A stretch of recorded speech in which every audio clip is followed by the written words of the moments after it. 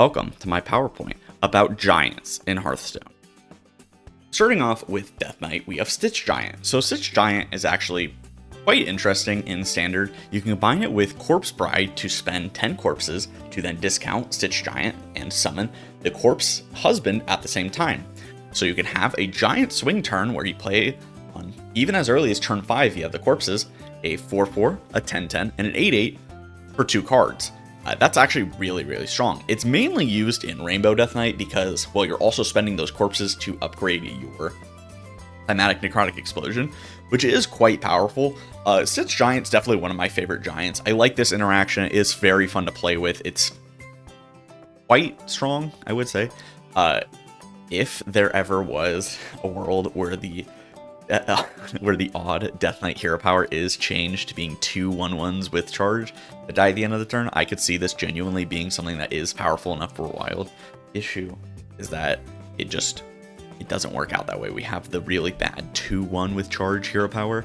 That's really awkward. So you can't really do that in Wild. This is just like a standard exclusive combo. It's not that strong in the grand scheme of things, mainly because like there's not really anything that benefits from spending corpses as well. Just Climatic Necrotic Explosion, so it kind of does suck. Then we have Demon Hunter with Hearthstone Giant.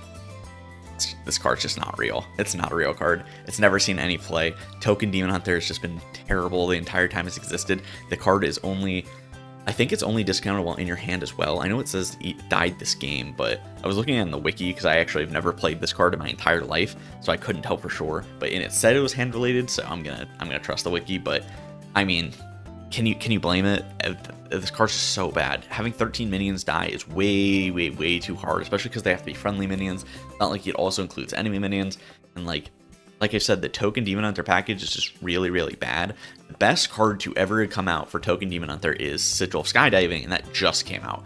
And most of these other cards haven't existed in Standard at the same time as Sigil of Skydiving. You know, most of the other Token Demon Hunter cards, like there's Fell Guardians from Skullman's Academy, which is the 7-mana spell that's cost 1 less.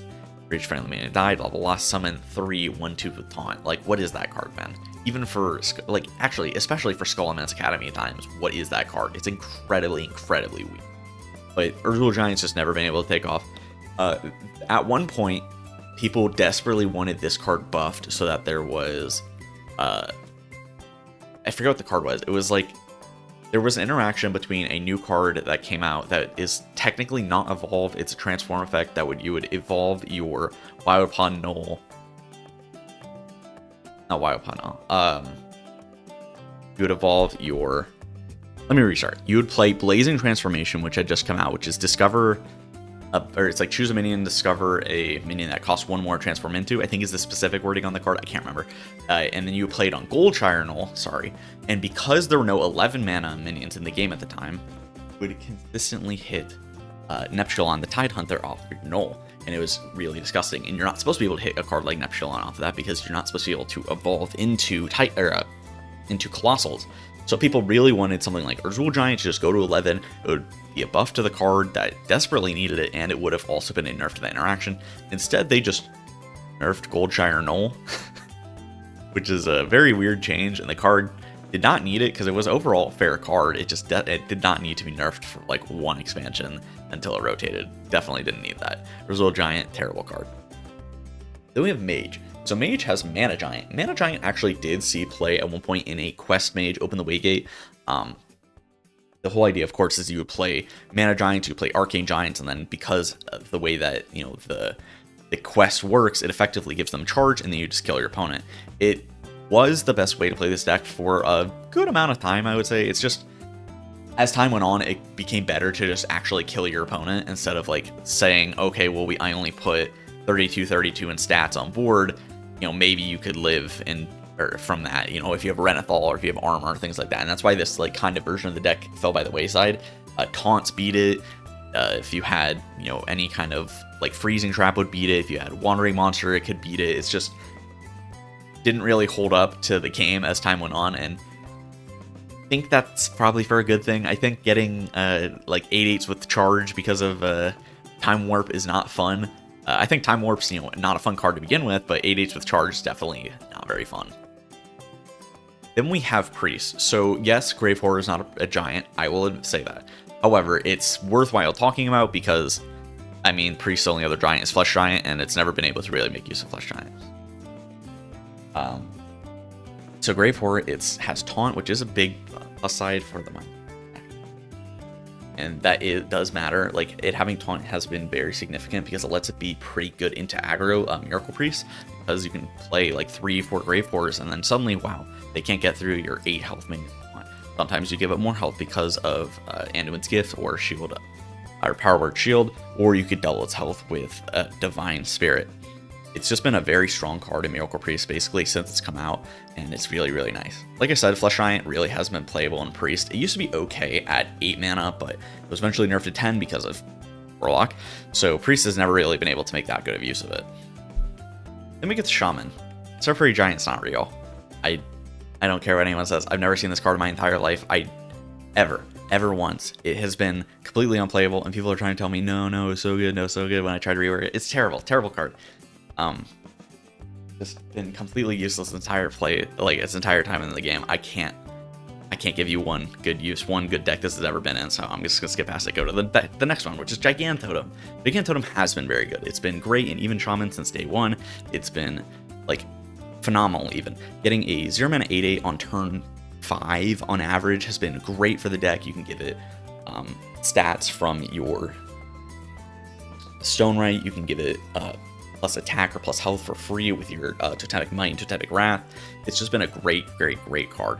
Gigant Totem really has set the bar for what a giant can do for tribal decks, especially considering there's another giant that is made for tribal decks that is not even remotely as good as Gigant Totem that we will get to. Gigant Totem just peak totem design, peak giant design. Then we get to Warlock. So yes, Jumbo Imp is similar, and I will bring it up, but it's really bad. There's no point to... Jumbo Imp has been terrible its entire inception. It's also in hand. It's just really bad. Let's get to Flesh Giant. Flesh Giant has been really good in Warlock. Of course, it went from 8 to 9 to 10 mana because of Warlock. It got nerfed multiple times. It was great in Questline Warlock because you are dealing damage to yourself, but you also had the 2 instances of healing, which would discount the Flesh Giant as well. It's just been a great card since its inception. It's really nice to have 0-mana 8/8s with Rush when you have Broom. It's nice to have 0-mana 8/8s that you can give Taunt if necessary. It just applies so much pressure. You can give it Wind Fury. That's what you did for a long time in Questline Warlock, is you would give the Giants Wind Fury. It just saw so much play. It still sees so much play. It's just a genuinely great card. Okay, this is what everyone's waiting for. So we have the neutral giants. There are a lot of them. So starting with Frost Giant. Frost Giant's been pretty bad. It used to be a meme that you had to hero that, like, make sure not to forget to hero power in case you got like a randomly generated Frost Giant. Obviously that's not very common or possible because Frost Giant's not really an easy card to generate, but if it did ever happen, it was technically optimal to never miss a hero power just because of Frost Giant. It's been terrible. I've tried to make this card work in like Even Hunter a million times. Maybe if it was discounted by 2, it would be something. That's what I suggested when I wanted to get this card buff, but it's so completely worthless. Then we have Clockwork Giant. Clockwork Giant just doesn't matter. Your opponent having cards in hand is technically a bad thing, so you don't really want to let them have cards in hand.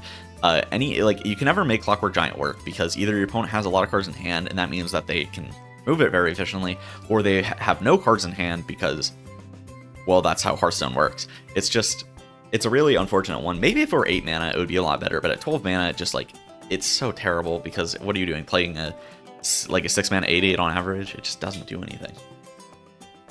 Then you have Seaside Giant. So Seaside Giant just has too few locations to make work. There's no way to really get this card to consistently be discounted to like 4 or 2 or even 0 because yeah, you can do it off of 1 location, you can probably get it, but most classes only really have 1 good location to be able to discount. The closest class to be able to fully discounting it is definitely Death Knight because they can fully discount their entire location in 1 turn if they wanted to by bumping off their minions because it has 5 durability and it's pretty easy to complete. But why would Death Knight ever run Seaside Giant? It doesn't have any synergy with the rest of the deck. It's just a big stat blob that doesn't really do much for the deck. Then you have Azurite Giant. So Azurite Giant has seen like some fringe play in Elemental Mage and Elemental Shaman this expansion, you know, with Lamplighter, but it's really not been that great, and I don't think it should be ran, personally. I see some lists that run it and they just look terrible. They aren't performing as well as lists that don't run it, so there's that. And then lastly, there is Storm Giant. Storm Giant had a little bit of a niche in Druid with cards like was Unending Swarm, because it would technically cost 0 because it was forged. So you could make it cost 2, cost 0, and then you could resummon it from Unending Swarm. And that was like funny. It was something you could do, but it really was not that great. Okay, then we have some more neutral giants. So we have Playhouse Giant, which has been pretty good actually overall since its time in Standard. It's only been around for one full expansion at this point, so I still think I could say that. It saw play in a draw rogues kind of. It didn't really have a full deck. It was just like a draw heavy rogue deck that you would play Playhouse Giants in. You would play Everything Must Go, which is the 8 mana rogue spell that costs 1 less for each card you've drawn this turn. Then you would play things like Gaslight Gatekeeper. You would draw a million cards in your deck. Then you would bounce the Playhouse Giant with Celestial Projectionist for 2 mana, and you'd have a bunch of 8/8s. This actually, this has been nerfed twice. They nerfed both Celestial Projectionist and Gaslight Gatekeeper instead of nerfing cards like Playhouse Giant and Everything Must Go, which is really annoying because Celestial Projectionist was very positive for a lot of decks in the game. You know, losing out on Projectionist has been a pretty big deal. Something like even Druid, you can't really copy your Groovy Cats very efficiently otherwise. It's just a little awkward. Playhouse Giant has been really strong, but really unfortunate they haven't just nerfed this card instead. I really hate when they do this with a nerf like cards that can be used by other classes just because one class is too strong with a different neutral card. Makes no sense. Genuinely. Like, what? So dumb. Then we have Naga Giant. So Naga Giant has been really good in Druid for basically the same reason. At first, it was really good because you could, you know, discount it and make it cost 0, be a 0-man 8/8 that you can play Earthen Scales on to gain, you know, 9 armor and then 10 armor because you also give it the +1 attack, which is how Earthen Scales works. They nerfed Earthen Scales to 2 and then have never, ever reverted it. They put it in the core set, nerfed it to 2, took it out of the core set, never reverted it. So dumb. So dumb, Blizzard. Like, why? Yeah, there's literally no reason for Earthen Scales to stay as 2. And then, when Pendant of Earth first came out, where it would be armor for, again, why? You would play Naga Giant in Druid, you would gain 20 armor for 3 mana, and then, wow, eventually you would just play a 0-man 8/8 anyway, so you weren't really that upset pulling the Naga Giant. It was truly disgusting. Naga Giant has only really been used for degenerate things by Druid. It doesn't really have any other niches or use cases. It being 20 mana is really like a non-factor because, like, in the past you could have said, okay, maybe you should run this over, you know, Molten Giant for XYZ reasons in Holy Wrath Paladin, but now that Molten Giant's 22, there is actually no reason to run in Holy Wrath. It's just it's so goofy. It's genuinely a very goofy card. Then we have Mountain Giant and Sea Giant. Of course, these are classic giants. They've seen a lot of different play over the years. The Warlock for Mountain Giant. Mountain Giant has been great in like handlock decks. You can just draw incredibly efficiently. And, you know, because your hand is so full, because you're playing handlock, it will just cost so little. Handlock has been able to make great use of Mountain Giant over the years. You can give it Taunt. You could copy its stats on a Taunt minion. You could give it Wind Fury from your Battleground Battlemaster. So many different things to make Mountain Giant playable. And it's just been a great card over the years. Sea Giant has been... Sea Giant's a little weird because it was really good for a long time and like classic, and then it was just like not a good card for like years and years and years, and then recently it's just become a significantly better card. You can play it in Showdown. You could have played it in Showdown Paladin.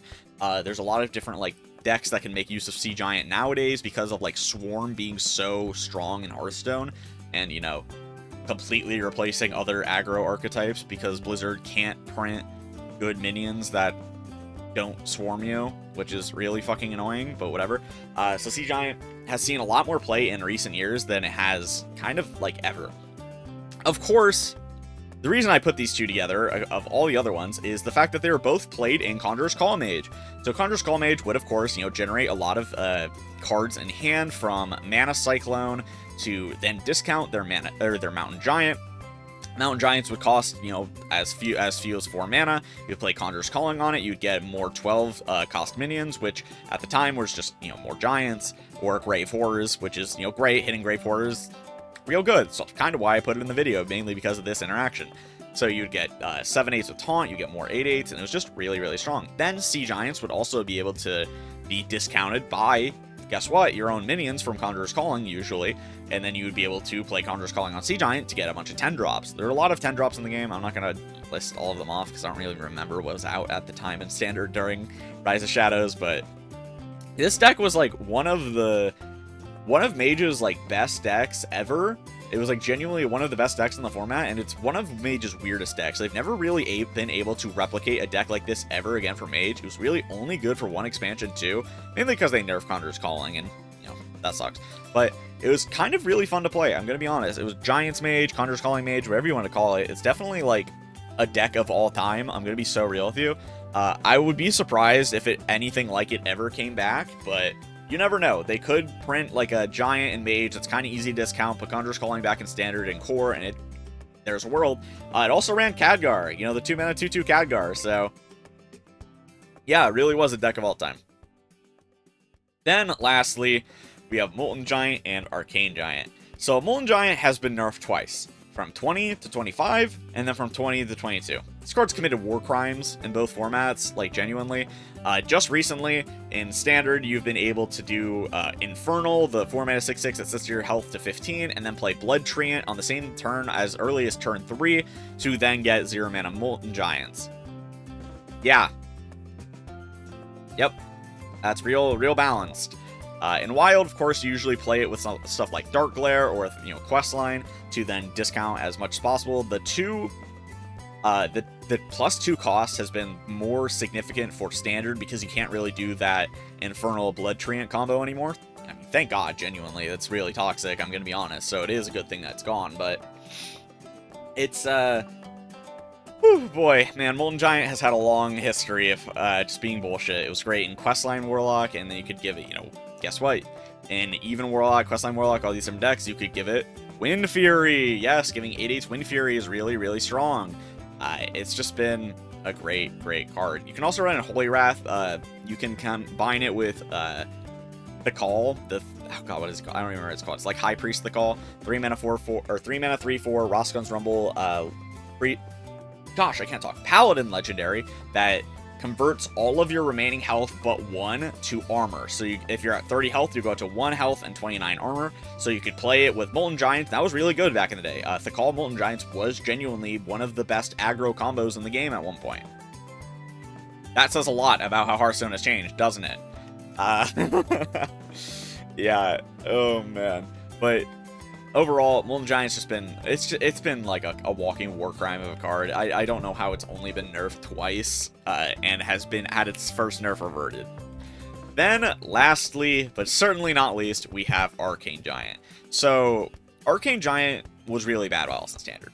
It's a card that definitely requires critical mass to be hit of 0 and 1 mana spells to help cycle through your deck, give discounts to each other, gain mana from like counterfeit coin, things like that, to then be able to play a bunch of these on as early as genuinely as early as turn 3. It happened very consistently, like relatively consistently. It was more times turn 4, but it did happen enough on turn 3 that like it was bullshit. Where you could get out your Arcane Giants, and then you can play Breakdance. And Breakdance really was the final piece in the puzzle for Arcane Giant. It's 1 mana, bounce a minion, summon a rush minion with stats equal to it. So if you play your 0-mana 8/8, and then you would play Breakdance, and you would get a 1-mana 8/8 with rush.